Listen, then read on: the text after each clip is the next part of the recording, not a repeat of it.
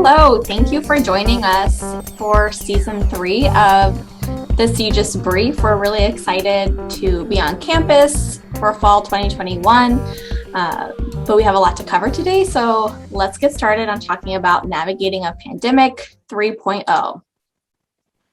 My name is Ashton Troxel, and I'm an Intercultural Programs Advisor at CGIS, and I'm joined only by one of my co-hosts today. I'll let her introduce herself. Hi guys, I am Callie Rouse. I use she, her pronouns, and I am the International Health and Safety Assistant at CGIS. And we have a couple of guests joining us today. Rachel, would you like to introduce yourself? Sure, I am Rachel Reuter. I am the Health and Safety Advisor at CGIS. Hello, everyone. I'm Rich Kurtzman. I am coming to you from Barcelona at 9 o'clock at night here, and really excited to talk to everyone. Thanks for having me today. Awesome. Coming at such a late time. Yeah. So as you know, the CGIS briefs are supposed to be informal. So if you have any questions, I'll be monitoring the chat and we'll try to answer them as they come up, or we'll have everyone ask them at the end. So this will be our third iteration of traveling during a pandemic CGIS brief, and a lot has changed. But flexibility is still remaining very important for our students. Coming up with contingency plans. As we know, there are continuous changes. A couple weeks ago, the EU released new information, so that had us on our toes. So we thank all of our students for being patient as we work through all of the things that are popping up. So today we're going to be talking about, what to expect while you're abroad, what you do before you go, so you can really understand your risk tolerance. And now, since we've started doing these briefs, we've actually sent students abroad. And for this fall, we have students in London, Germany, and Iceland as well. So that's a change from the last time we did a brief. So I'm going to pass it on to Callie. I believe she'll be talking about, will my program run? Yeah, so this is a question we get a lot from students. Either students preparing to study abroad for this coming term and are trying to figure out which program do I apply for with the best opportunity, or for future programs. And so there are a number of factors that impact whether your program will run. And so how we decide, first off, is based on what we hear from national resources like the State Department or the CDC. Are they recommending against traveling to these locations? Is there like a high volume of cases at the moment? Is there a peak happening and it's not a good idea to go? So we kind of monitor those resources to see what they're saying about things.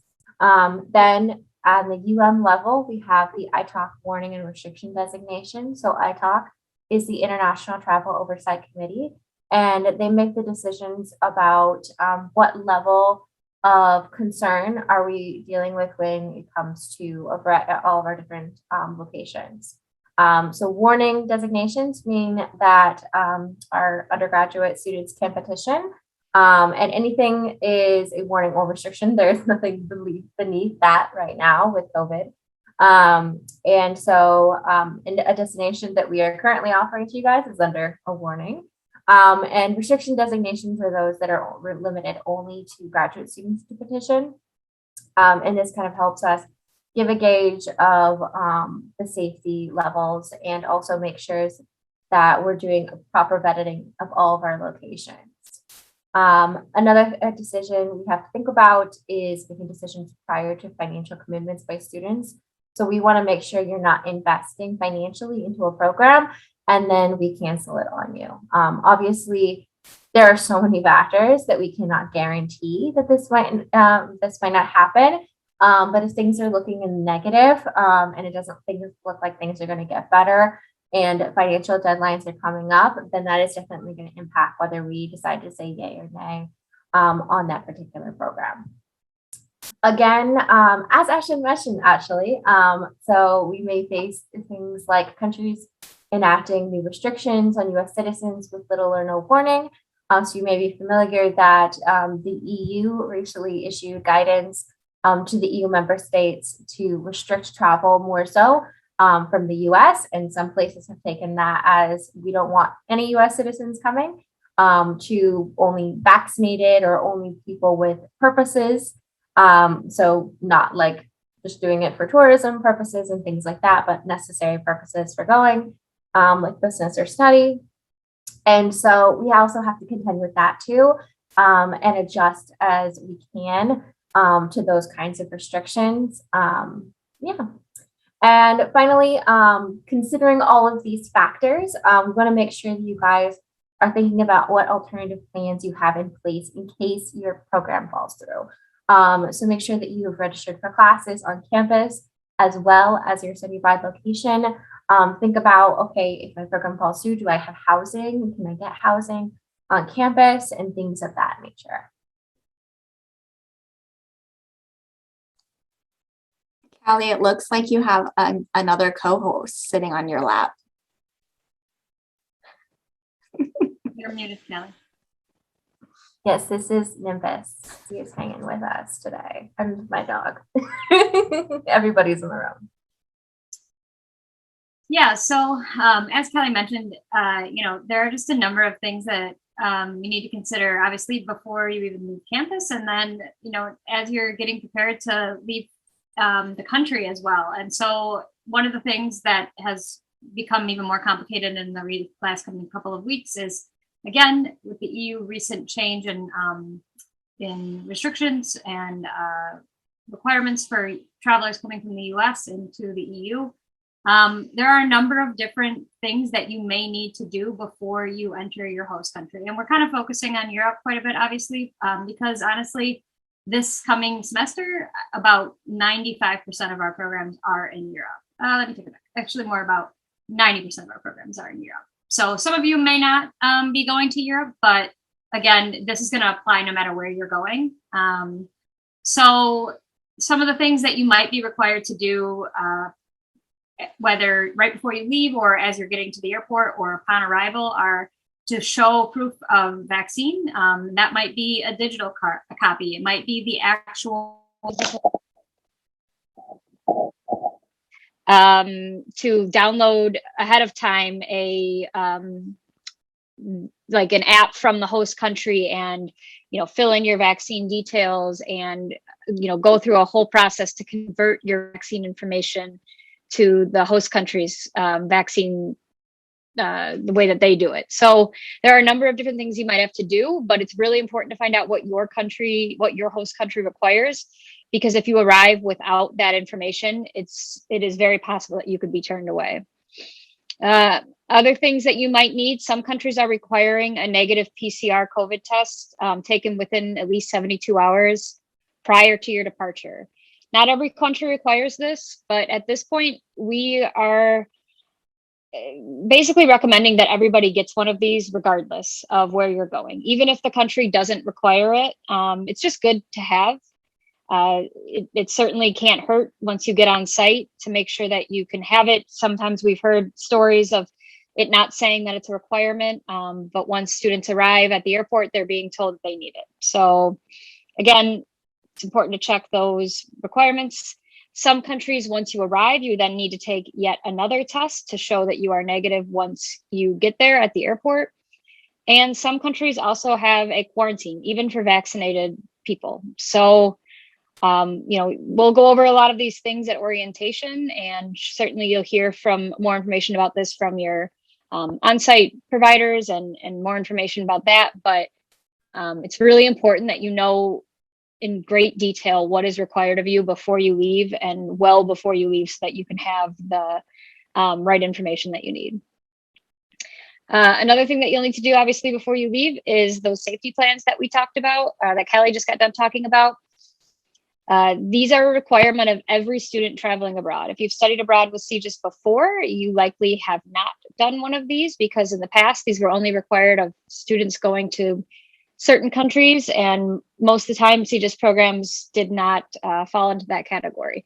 But given after COVID right now, every single student is required to complete a COVID safety plan. So you'll find out more about this once you receive your acceptance letter. But know that there will be a series of questions. I think it's about 30 questions you'll need to answer. It'll go into some detail about what you plan to do if you get stuck in the host country and you can't leave right away due to airport closures or due to testing positive for COVID, or what will you do if you're, how will you stay safe from COVID while you're in Barcelona or in Paris, or will you wear a mask, so on and so forth. So these have to be approved by a university committee, and you will not be able to travel if your plan is not approved. And so we can accept you, the provider can accept you, your university exchange program can accept you, but at the end of the day, if that plan is not approved, you will not be able to go. So it's really important that you put a lot of thought and effort into those safety plans. And then finally, we just wanted to talk a little bit about the importance of financial planning. This is always important when you're studying abroad, of course, but it could not be any more important this coming semester. Obviously, we always recommend students have a contingency fund or some sort of emergency fund in the event that something goes awry while you're abroad. You don't plan correctly and you end up needing to stay a little bit longer, or something's a little bit more expensive than you thought. But this semester in particular, it's really, really important that you have an emergency fund set aside and you do not touch it the entire time that you're abroad. This has happened both to our students as well as to many travelers around the world, as well as to other study abroad students at other universities. Every US traveler is required to take a COVID test right before they come back to the United States. And as we all know, it is certainly possible to test positive for COVID without symptoms, and even if you are vaccinated. And so we have personally known students to test positive for COVID while vaccinated and without symptoms. And if that's the case, unfortunately, there is nothing that really anyone can do. You'll be required to quarantine in the host country for as long as that country dictates. It could be it could be weeks, it could be months. It's usually around 10 to 14 days, but it really depends on the country.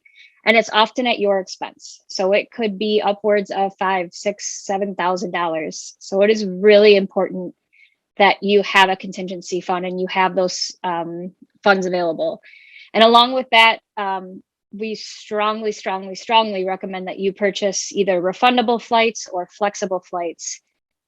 Often when you book a flight, there is both a change fee, and then you also have to pay the difference in fare if you change your flight. Refundable or flexible flights usually won't help you with that difference in fare cost, but it will at least help you get out of that change fee, which again can be $400, $500, $600. So when you're booking your flight, don't just book the cheapest version. Look into whether or not there might be the option to pay a little bit more money, but have the option to change it in the future if needed.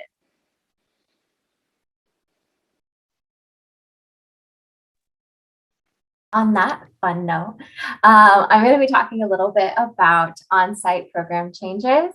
So I'm going to speak pretty generally here, and then Rich is actually going to speak specifically to the situation in Barcelona.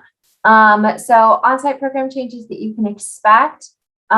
So one major thing is excursions may be canceled or altered. So maybe you were on an England program and it was like planned that you would go to France as a whole group at one point. Maybe that kind of thing is not going to be happening.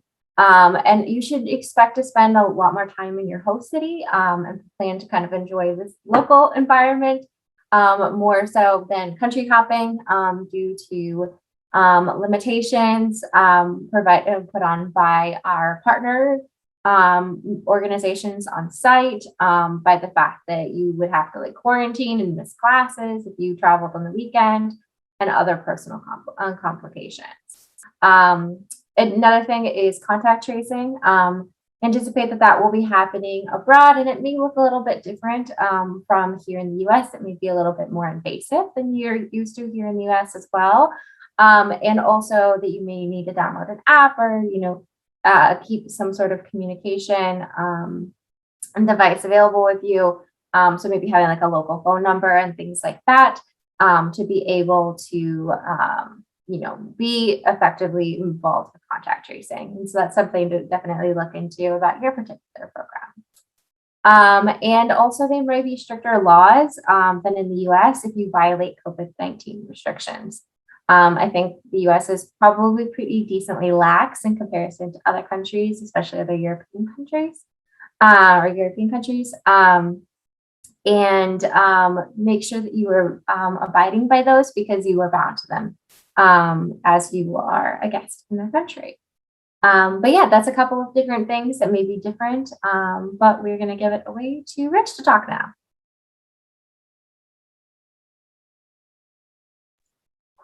Thanks, everybody. Thanks for giving me the chance to talk. I am excited to see some of you, hopefully many of you over here in Barcelona.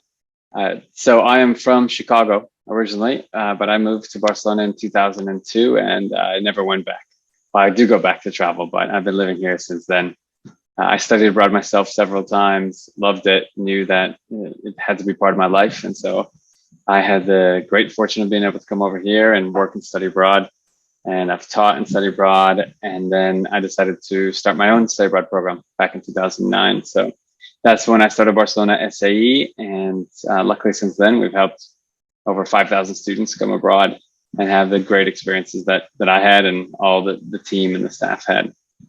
So I want to jump on one of the things that you said about most likely when you're here, you'll be staying and getting to know your city. Now, I'll talk mostly about Barcelona because that's where I am. That's not a bad thing to be stuck in Barcelona. It's an amazing, amazing city. There's so much to do and see here. You could absolutely spend the entire semester in Barcelona and not see everything that it has to offer. Now, you will be able to travel, especially within Spain right now. There's no limitations to travel. But like I said, if you just stayed in Barcelona and did day trips, you would have more than enough to do. In fact, we had students here in spring of 2020, which was kind of crazy. We're one of the only programs to have students, and they actually were not allowed to travel outside of Catalonia. Catalonia is the region where Barcelona is, and they absolutely loved it. And they said they got to know Barcelona better than they ever would have. They were so appreciative of the day trips that they got to take, and had a great experience. Now, we all know traveling is also a good experience, but it's also a headache right now. And getting anywhere outside of Spain, especially in the EU, we just don't know when restrictions are going to change, any laws are going to change. That's something that the students themselves have to keep on top of. We obviously can't keep on top of all the other countries in Europe to decide where you guys might want to travel on the weekends. But what we do is send you lots of information about how to do things in Barcelona. So, for example, on our program, we send out a weekly cultural agenda that says what are the cool things happening in Barcelona that week. Arts, theater, music, festivals, all that stuff going on. We have Barcelona SAE bucket list, which is 100 things to see or do in Barcelona while you're here. We have an online student guide with information about what to go see in Barcelona. So you have all that at your fingertips. What's it like to live here right now? It's a bit different than the US, I would say. So in the last 24 hours in Catalonia, and this is a region that has 7 million people in it, there were less than 1,000 new cases of COVID out of 7 million people. Spain right now is the 4th country in the world with the most people vaccinated. So Spain has done a really good job of getting people vaccinated. Kids are going back to school now. Everyone has to wear masks at school. So masks are mandatory indoors, any public places.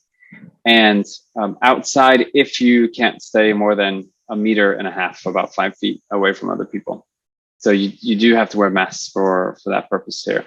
And people are following it. When I'm walking around the city, I would say about 50% of people you're still seeing wearing masks, even when they're not around other people. But definitely inside, you have to be wearing masks.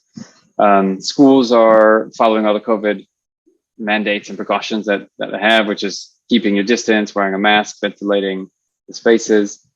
Now, the weather here is a lot better than the Midwest, and so we're able to keep our windows open even longer. You know, even in December, in December it gets down to like the 50s during the day.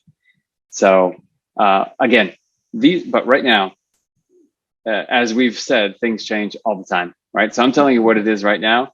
By January, who knows? But it's just been getting better and better. in Barcelona all these months. Now, there are still some restrictions. Bars and restaurants close at 12:30 at night, in the morning, which is unusual for Spain, a country that's known for its nightlife and people going out. But bars are closed at 12:30 at this point. Again, 5 months from now or 4 months from now, we don't know what'll happen. Other than that, there's not many restrictions happening. So restaurants are open, bars are open, stores are open. They say 70% capacity, but I think few stores actually get to 100% capacity anyway. So you don't really feel that. The reproduction rate is 0.89, which means that for every one person, they are infecting less than one person, which is good because that means it's not growing faster than it's shrinking. And that's been going down for a while right now. I'm trying to look at some of the stats that I just looked up today. So some places are talking about a COVID passport, which would say you need to show that you have your vaccine to get into different places. That hasn't been adopted yet in Catalonia, although they're thinking about it. I would just echo everything that's been said already about making sure that you are double checking the entry requirements. And of course, with Barcelona SE, we are helping you with that. Everyone needs to be vaccinated to be coming on our program anyway. And I've heard of stories also of people that weren't vaccinated on the flight to a country that didn't have to be, and the law changed while they were in the air and they got turned back. So that would suck to happen. So we're happy that we're going to have all students here, and we follow all of the restrictions as well. So if you're on our excursions and activities, everyone will be wearing masks where you need to wear masks. We'll keep our distances where we need to keep distances. But otherwise, we're doing mostly everything that we would have been doing otherwise. So let me just see, there's a question that came in chat. As of right now, would we be able to travel to other countries from Spain? That depends. Thanks for the question. That depends on the country that you're going into. So you would have to check, if you're going to France or Italy or UK, you have to check what the restrictions are and if you're able to do it. Mostly, yes, with a vaccine, you are able to. But again, in 4 or 5 months, we don't know what will happen at that point. We have students on the ground right now. We have about 30 students that are here. And I assume some of them are planning on traveling. We definitely had students this summer, and they traveled to other countries outside of Spain. But so we were talking about how much you could do in Barcelona in a semester, but then you got Spain right here as well. And so Spain is broken up into 17 autonomous different regions. And I've been to all 17, and I would go back to all 17. There's just so many things to do in Spain, from islands to mountains, to the capital of Madrid, to the south in Granada, where you've got castles and Moorish influence, and just amazing places, amazing food, amazing people. And so you could absolutely spend a semester just traveling Barcelona, Catalonia, and Spain, and be happy. But yeah, life is not that different. Well, I know, some people that like the nightlife might feel it's a little bit different. I got 2 little kids at home, so it doesn't affect me as much. But even places being open till 12:30 is still really nice here. Spain is a place where people stay out later. I mean, you're not eating dinner probably till 9:30 at night or 10 on the weekend. So that's why everything just happens to be a bit later while you're here. Here's some photos of different excursions that we've taken. The top left one is in Barcelona, but on what's called Tibidabo, which is a mountain that overlooks the city down to the sea, down to the Mediterranean Sea. The middle top one are students at Montserrat, which is a mountain about 45 minutes outside of Barcelona. We take students to sometimes. It's a serrated mountain, and it's absolutely gorgeous, incredible views of the valley up there. And then we've got a student in a mask doing a cooking class, making a paella. We always do cooking classes with students.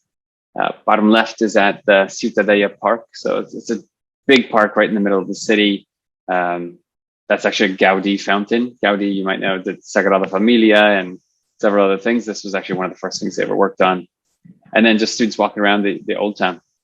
Barcelona is a city that was born about 2,000 years ago with the Romans, and has has been evolving ever since, but you can still see and feel so much of that history mixed with the cosmopolitan nature that it is right now.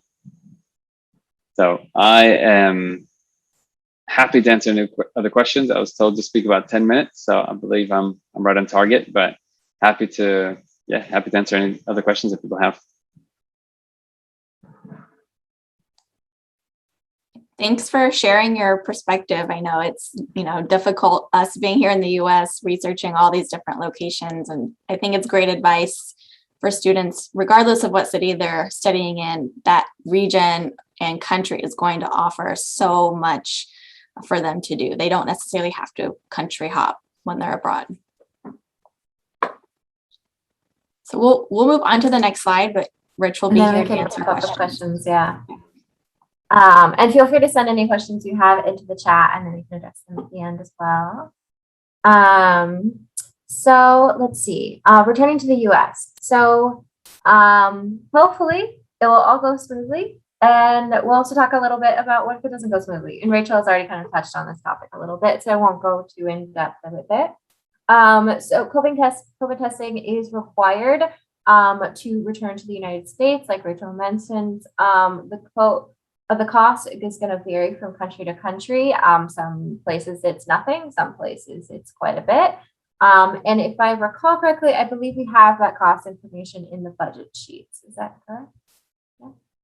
Okay. So if you look into your program, that should be something that's factored into the budget sheets. And I'm literally going to be in the process of looking at it again and seeing if that has changed today. So we try to keep up to date on what that cost is going to look like for you guys returning to the US. As vaccinated folks, almost all of you would be, you would not need to quarantine upon return to the US if you did not have symptoms, according to the CDC's recommendations.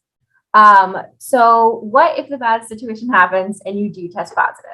I would love to say this is like, a fanciful, like, oh, maybe a bad situation that could happen. But unfortunately, it did happen to, students of ours who studied in the summer. And so we do need to think about the implications of that. So like Rachel mentioned, quarantine costs that you may have to handle.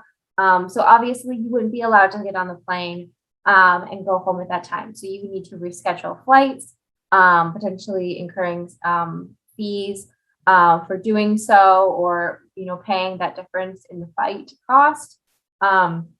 You'll be highly recommended to extend your insurance, especially if you are sick, so that you can get any healthcare needs met, and just to make sure that you're covered for the entire duration of your program. And you will also need to consider meals and accommodation. You may have the benefit of being able to stay at some kind of quarantine facility that the government hosts, but they may or may not charge you for that. And if you are stuck, you're free of quarantine, but you're still waiting for your flight, you need to think about, okay, where would I stay? How would I handle this situation? And I definitely, this is like something that our providers can answer more specifically. Rich actually may have like, if you have run into the situation, like what happens with your students? Do they get housed in with the within their normal housing, or do they have to find separate housing? How does that look on your program? Have you run into that situation? We did have one student, when she took the PCR to fly home, she tested positive, and she was in a homestay, and the homestay agreed to let her stay there to quarantine, and because she had her own bedroom, she had her own bathroom. And so she had to pay the extra money for the extra nights that she was there. She got 3 meals a day instead of 2 meals a day, which are usually come with it. And in her case, she took, you're supposed to quarantine for 10 days, but she felt fine. So after 5 days, she went back and took a test again, tested negative, and took off the next day and was home. Awesome. But so we would work to help the students find something, but the students are responsible for paying that extra money on their own. In this case, it worked out really well, I think, for her, because she was taken care of and got all of her meals there. Even if they are in a residence hall, for example. I mean, Spain you can get anything online in Spain, prepared food or grocery food, so that part wouldn't be a problem. But Awesome. yeah, I think it's rescheduling the flights and just changing things around that might be problematic. Absolutely. Thank you. That's great to hear an actual situation about too. And another factor you just want to consider if you have tested positive is there potential for inconveniences when you have to return. And considering, are you planning on doing something immediately upon your return to the US? Do you have an internship that starts like 2 days after? Or do you have a wedding and things like that? And considering, okay, like, am I prepared for the potential that I would have to stay in my country for an additional 10 days? I would miss that wedding, or I'd miss the beginning of that, and how that may impact you, and taking that into consideration with your decision whether to study abroad or not. But yeah, that's the general gist. We have some resources for you guys. So particularly note the Global Michigan COVID-19 FAQ that is specifically for University of Michigan students to look through. It also has things, I think, for parents and things of that nature. And also a bunch of other resources that we ourselves use, like the COVID country-specific information that is really helpful, and letting you know what the current situation is like. It is updated very regularly in your host country. But yeah, that is that. I guess we want to open it up for questions, or I'll hand it off to Ashton actually. Yeah, we have a couple questions. I don't know if Rachel wants to answer. Is there any news about spring trips, specifically to South Central America? When will applications open?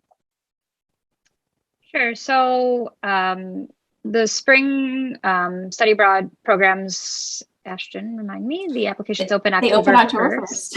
Yeah. Thank you. In terms of South and Central America, it's a great question. It's not looking overwhelmingly promising.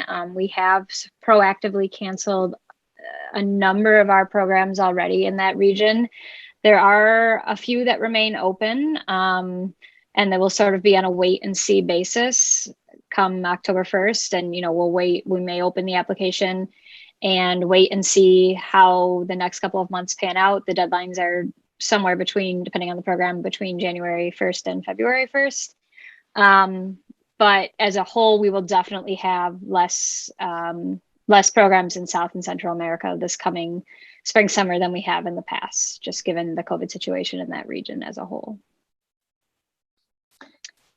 We had someone ask about host families in Spain specifically, and I think Rich kind of touched on this.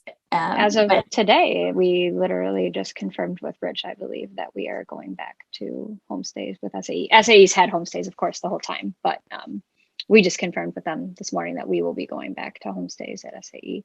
And we have other programs in Spain, so I don't know specifically whether or not there will be homestays in Spain on the other programs, but definitely with SAE, we will be back to doing homestays. Thank you. So the next question is, are there any students in Denmark right now? Are there any updates for spring 2022? So we do not have students in Denmark right now. And in terms of spring 2022, I guess do you mean spring 2022 in the traditional sense, which 99% of US universities use, which would be January through April, or do you mean, what we call winter here, or do you mean like spring, summer? So I guess I'll answer it either way. Okay, January through May. So that's, Michigan calls that winter here. I'm not sure why we're one of the only universities that do it that way. We plan at this point to move forward with Denmark for that term, for this coming term, winter. So the applications closed yesterday, and you should be, if you applied, you will, the advisor for that program should be in touch in the next couple of days. But as of right now, we have canceled everything that we plan to cancel. So we don't have any plans to cancel anything else at this point. Unless, of course, there's brand new news tomorrow or something like that. Feel free to type in the chat if any other questions come up. But in 2 weeks, we have our next CGIS brief. We'll be focusing on heritage seekers abroad, same Zoom link, same time. So I hope you can join us. Well, thank you all for coming.